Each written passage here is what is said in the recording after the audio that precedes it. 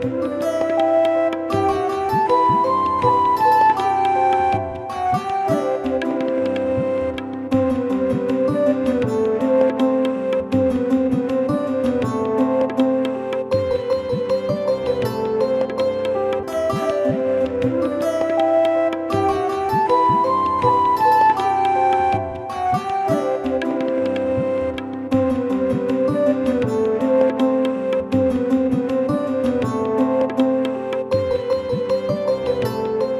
बाबा मनीराम जी का पवित्र जीवित समाधि स्थल है जिस मंदिर में आप हैं, और ये अपने आप में एक जीवंत उदाहरण है।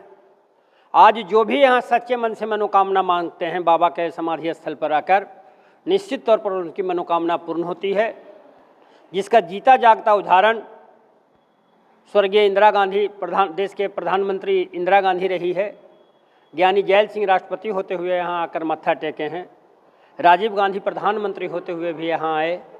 बिहार के जितने भी शीर्ष नेतृत्व है, चाहे वो किसी भी दल के हों, सारे लोग यहाँ आकर मत्था टेकते हैं।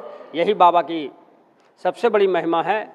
और ख़ासकर जो निसंतान दंपत्ति होते हैं, जिनको बाल बच्चा होने में परेशानी होती है, वो इस मेले के दरमियान में आकर मनौतियाँ मांगते हैं, और मनौतियाँ पूर्ण होने के उपरांत अगले वर्ष फिर इस मेले में आकर बाबा को लंगोट अर्पित करते हैं। बाबा ने धर्म के प्रचार प्रसार के लिए कुश्ती को माध्यम बनाया। बाबा का मुख्य संदेश यही था कि स्वस्थ अगर मन रहेगा तो उसके लिए स्वस्थ तन का होना जरूरी है।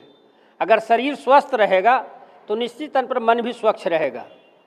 बाबा ने इसी को लेकर एक प्राचीन अखाड़ा का भी यहाँ बगल में है, अखाड़ा को ही धर्म प्रचार प्रसार का माध्यम बनाया। और 1300 ईस्वी में बाबा यहाँ जीवित समाधि लिए, जिसका जीता जागता उदाहरण आज यहाँ मौजूद है। ये लंगोट चढ़ाने की परंपरा सदियों से है। पहले ये आषाढ़ पूर्णिमा में लंगोट अर्पण नहीं होता था, ये रामनवमी के उपलक्ष्य में यहाँ लंगोट अर्पण करने की परंपरा थी। उसके बाद 1952 में यहाँ एक कपिल देव प्रसाद आए, एक्साइज के सुपरिटेंडेंट आए थे।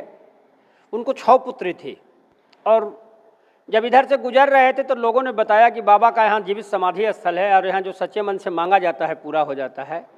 उन्होंने अंदर आकर कहा था कि बाबा अगर आप में शक्ति है तो हमको पुत्र रत्न की प्राप्ति हो, और अगले वर्ष ही उनको पुत्र रत्न की प्राप्ति हुई।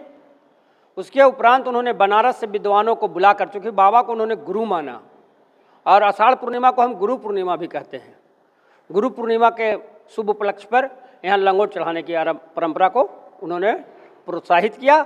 जब वो आपातकाल के दरमियान, जब आपातकाल उन्होंने लगाई थी, तो 77 में जब चुनाव वो हार गई थी बुरी तरीके से। चुनाव हारने के दरमियान एक बिहार में नरसंहार हुआ था, जिसको आप बेलछी नरसंहार के रूप में भी जानते हैं। इस रास्ते से जब वो जा रही थी तो डॉक्टर आर श्री उस समय कांग्रेस के अध्यक्ष हुआ करते थे। उन्होंने बताया कि एक बाबा का यहाँ जीवित समाधि स्थल है, और जो भी लोग यहाँ खुले मन से या सच्चे मन से मनौतियाँ मांगते हैं, बाबा निसंदेह उसको पूरा करते हैं। कि अगर आप में शक्ति है बाबा, तो मैं सत्ता में मेरा पुनः वापसी हो, और अगर हम सत्ता में पुनः वापस होते हैं तो आपके दरबार में हम सपरिवार आकर आपको लंगोट अर्पित करेंगे।